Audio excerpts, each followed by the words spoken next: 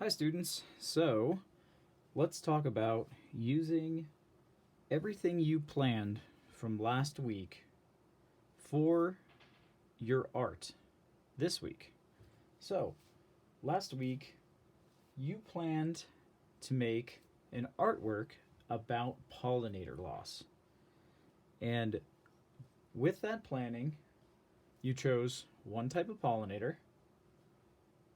You then chose a reason for why those the reason why we're losing those pollinators, and then you did some visual research, which all that means is you looked for images on the internet to help you draw the various things that you're going to draw. And finally, then you thought about a solution. So what I'm going to do is I'm going to walk you through my sketch that I made, and we're going to go through every single one of those things.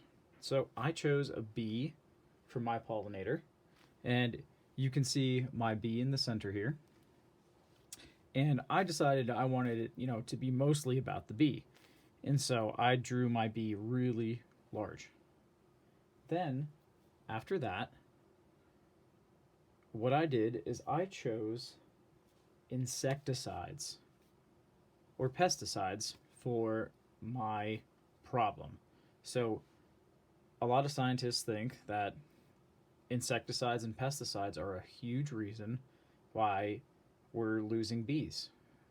A lot of them think that perhaps it's the reason for the colony collapse disorder. And it's one of the specific chemicals in the insecticides that's doing it. Yet again, they have a hard time studying it because once the colony collapses, the bees never come back. So that's the scary part.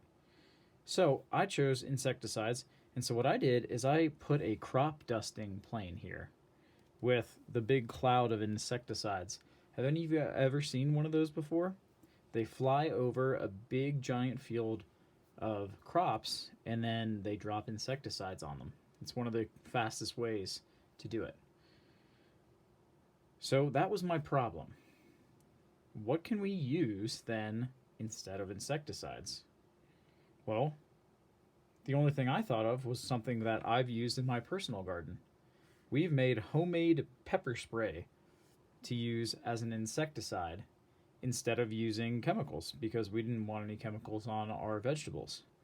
And so what I did is I drew a spray bottle with homemade pepper spray written on it. And so that is my pollinator, my bee, my problem, why we're losing pollinators, and then my solution, something that I can do or something that people can do instead of using something that is negatively impacting our pollinator. So now let's talk about what you can use for this project. You can use anything that you have. If you want to make it simply a pencil drawing, go ahead and do that.